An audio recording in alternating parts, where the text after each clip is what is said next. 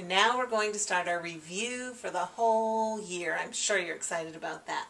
The first standard we're going to look at is 7.E.1 that states that you are to understand how the cycling of matter, water, and gases in and out of the Earth's atmosphere relates to the atmosphere, weather, and climate. And the first part of that is 7.E.1.1. It says compare the composition, properties, and structure of the Earth's atmosphere to include mixtures of gases and differences in the temperature and pressure within the layers. Now, I'm going to try to explain what all of that means. Now, it's going to be a lot of talking. Actually, I'm going to break this probably even into 2 videos for you. But this is only the first step, so let's see what we got. Alright, climate is not a new concept for you. Climate is actually made up of the average temperature, the precipitation, humidity, air pressure, and wind in a particular area.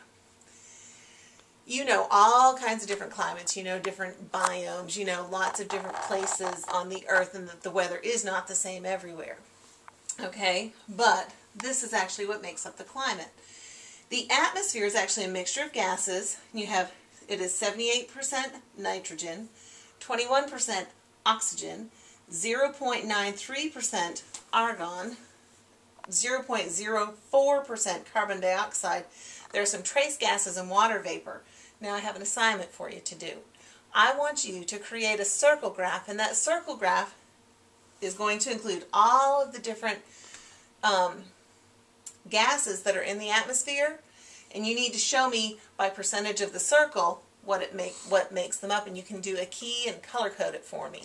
That can be in your notebook, and all of these notes, of course, will start on the top of whatever page I tell you underneath this video to do it on, but you'll draw that in your notebook. So that's one assignment to do.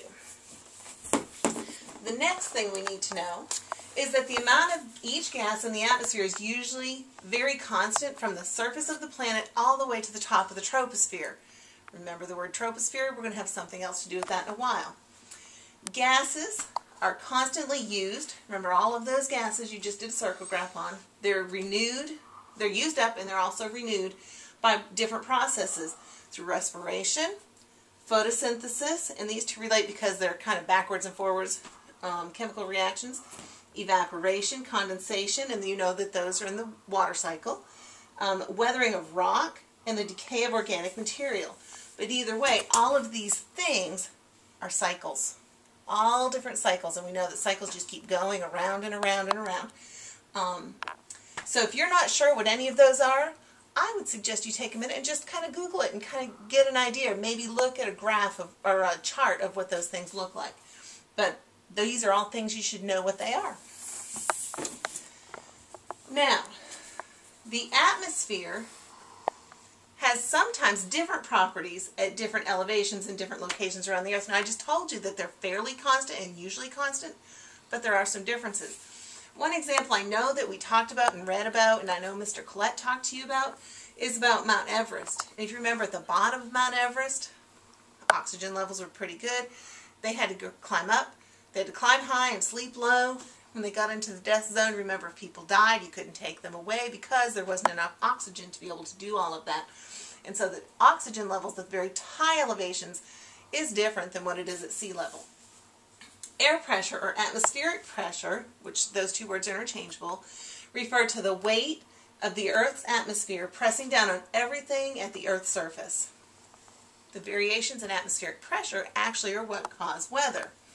If you have a low pressure system, you end up with storms, thunderstorms, and hurricanes and tornadoes. If you have a high pressure system, you usually end up with clear, dry conditions, and it's a pretty day. You know all of this. This isn't new either. The Earth is generally warmer at the equator and generally cooler at the poles. Now, a little bit more that you need to know. And this is, I know, by way of review. I guess I'll put this down so it doesn't interfere with what I'm showing you now. The uneven heating of the land and water causes a rising and a sinking of the warm and cool air masses, creating convection currents and wind. So it's really heating of the land and the cool of the water, or the opposite way around, but it's that heating and cooling that actually causes wind. If you think back to something we did back in the fall, in your notebooks on page 13 you have this isotherm map that you were supposed to color about the ocean being the great moderator. And you remember in July, the Earth's temperature zones were different than they were in January. And you should have this again in your notebook on page 13. Look it up and see if you can remember some of the things we talked about there. But that, if you remember, those big masses of water really play a part in the temperature of all the land. Now, one last thing before I let you go for this portion of the review is we're going to make a foldable. Your foldable needs to include 1, 2, 3, 4, 5 layers of the atmosphere. I'm not going to give you more video instructions on that. We're going to have those as written instructions in the classroom, and I will upload them to my website. But the 5 layers of the atmosphere will be a foldable you'll create. The lowest is the troposphere, then the stratosphere, mesosphere, thermosphere, and exosphere. A lot of spheres there. Can you remember what sphere means? It's one of those Latin roots. Right, it means circle. Huh, like you even said it. So anyway, we will have directions in class. There will be a little bit more on this particular standard that we're looking at, but I'm going to save that for the next video. I'll be right back at you.